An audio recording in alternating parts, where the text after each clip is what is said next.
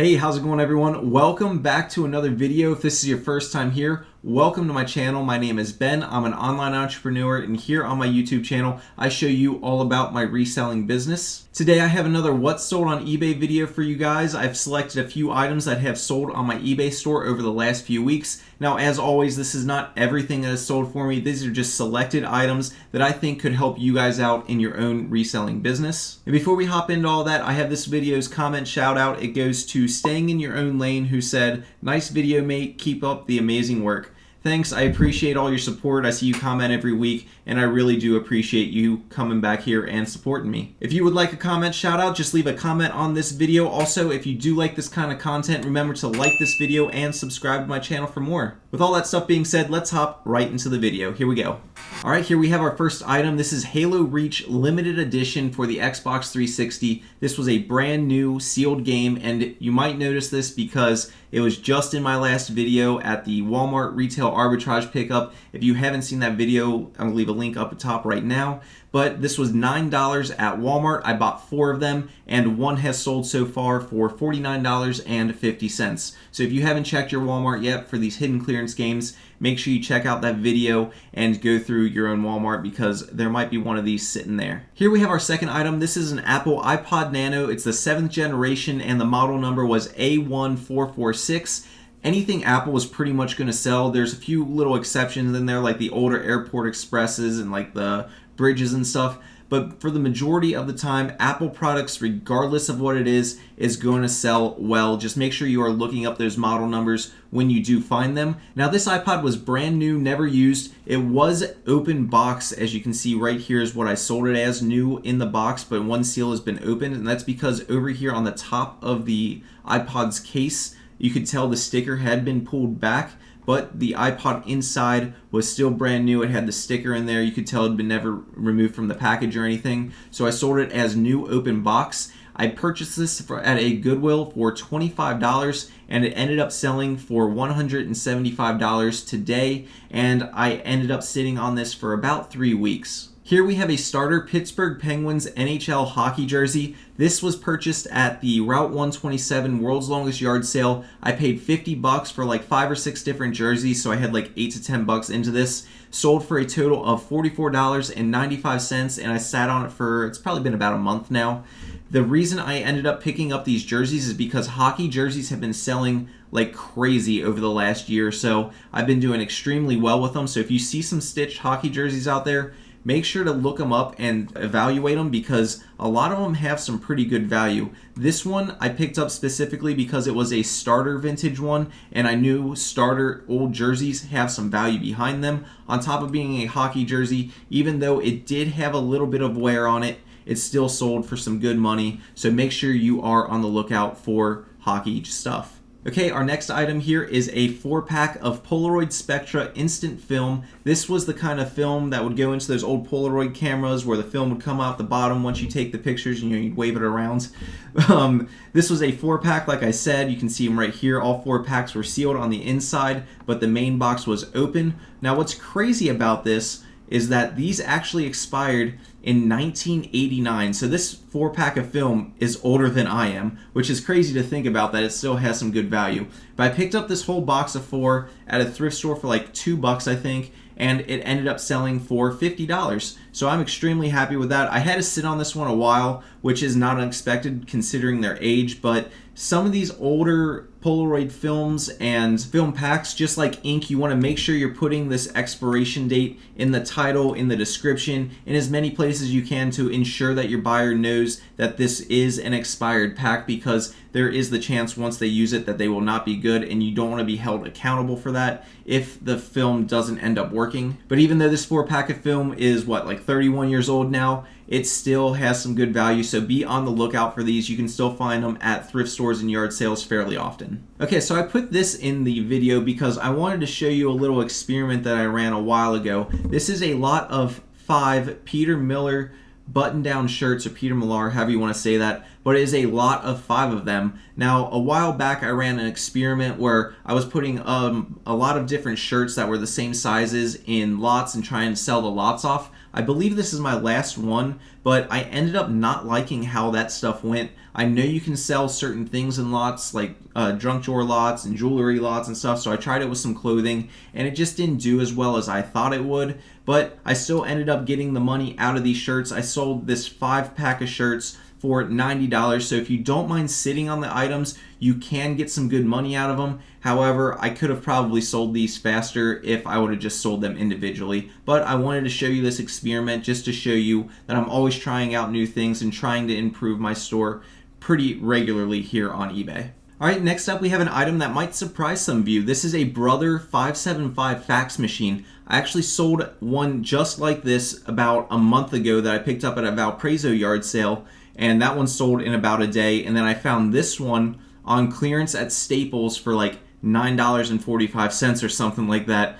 Crazy, I know, but I found it retail arbitrage at Staples, and it sold in under a day for $139.95. Couldn't be happier about that sale. Brother stuff in general is going to have a good value behind it. The printers, the fax machines, the inks, the cartridges, the toner cartridges, pretty much anything Brother, if you find it sealed, should have some value to it. Now, one thing to note on these is I won't pick them up if they are used. Just like printers, I don't pick up if they're used just because there's so many problems that can be wrong with them. It would just take way too long to test every little function on these machines before you send it out. It's just not worth my time. Now, to somebody else, it might indeed be worth it, but for me, it's just not. So I only sell printers, fax machines, stuff like that if it is brand new in box. Alright, speaking of that Valparaiso trip, here's something that we did pick up at it. This is the Lego Technic set. It's the Hot Rod. I paid $10 for this at that random citywide sale that we stumbled across, and it ended up selling for $70 in about a month and a half ago is when I think the Valparaiso trip was.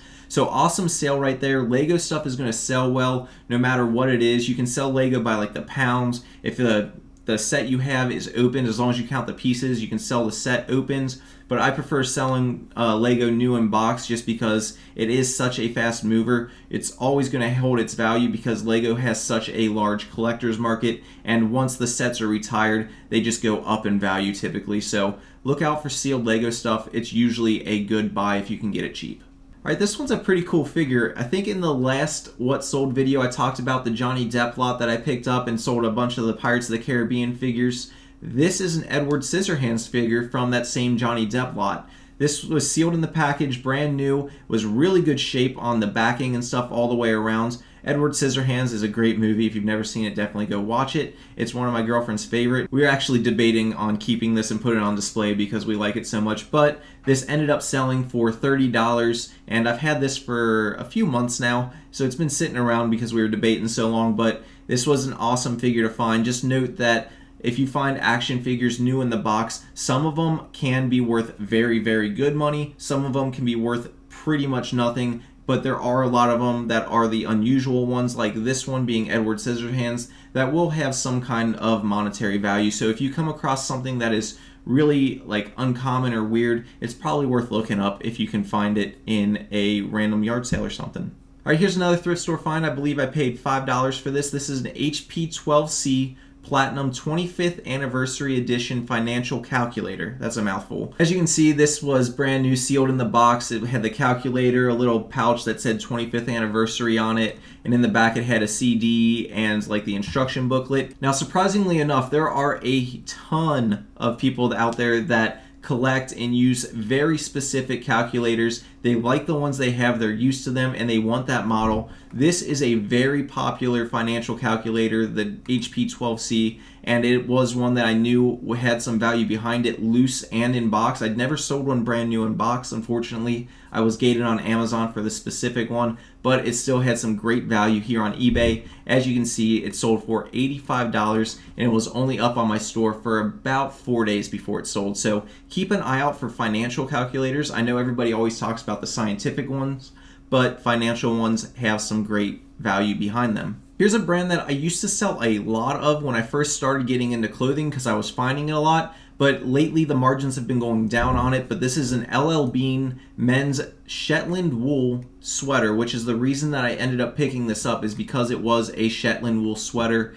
and it was brand new with tags, as we can see right here. But anything that is LL Bean LL Bean and Shetland wool is probably going to have some value behind it. Another thing to look for on sweaters in general are elbow patches. If you see like these corduroy elbow patches or leather elbow patches, it's probably a good indication that it's at least worth looking up, but make sure you're on the lookout for LL Bean stuff that is Shetland wool, because there is a very good market for this. I paid like, I think $6 or something like that at a thrift store for this, and it's been sitting since spring, and it sold for $40.45 now that we're getting ready to go into the fall. So make sure you are looking out for your sweaters as we move towards fall, because people are going to start buying them again.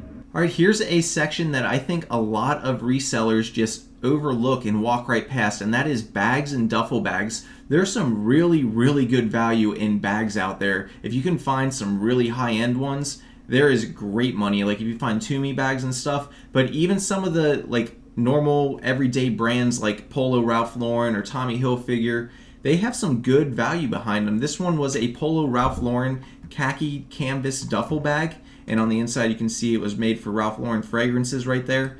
But this was an older one. I found it at the Route 40 sale and paid $1 for it, and ended up flipping it within a week for $35. I really think it's an overlooked thing when it comes to resellers, and it's definitely something that you guys can add to your arsenal and add to your knowledge bank as you move forward in your thrifting careers. Earlier in the video, I was talking about how Apple products hold their value extremely well. Well, so do some of their accessories, and they don't have to be Apple branded. This was a third-party accessory from HingeDocs for a 13-inch MacBook Air, and it had some very good value behind it. I found it for $5 at a yard sale. I scanned it, looked it up, and saw that it had some good value. This sold within 2 weeks for $89.95. You can see I listed it at $100. It didn't have any of the cables or anything like that, and it still sold for $89.95.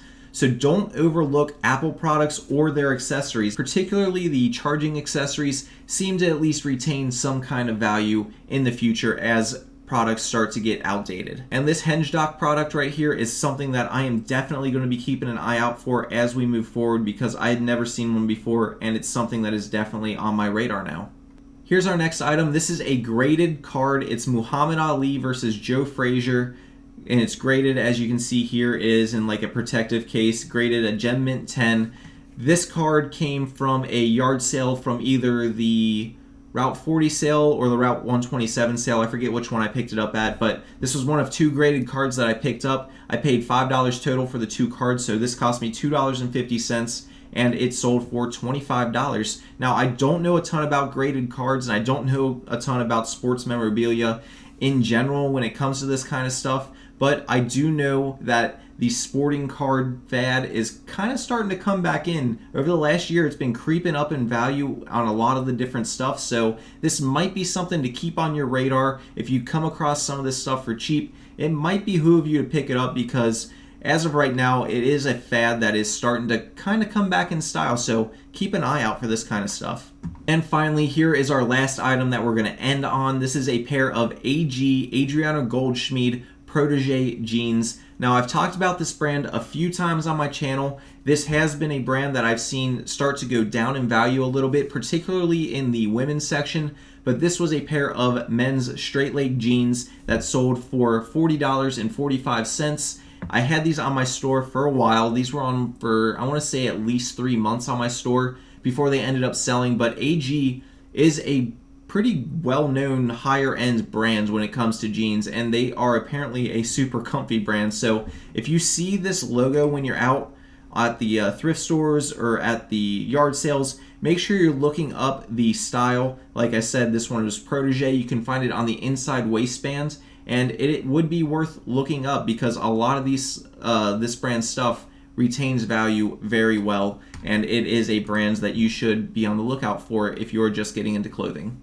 And that's going to do it. That's going to wrap things up for this video. I hope that you guys all enjoyed. I hope that you learned something or are able to take some of this information back into your own reselling business. If you did like this kind of content, please let me know by liking this video and leaving me a comment down in the comment section, letting me know what you learned. I would love to hear what your thoughts are on these items. Also, if you're not subscribed to my channel, please make sure the red button down below turns gray. I would really appreciate it. And that's going to do it for this video. So until next time, keep on treasure hunting. Peace.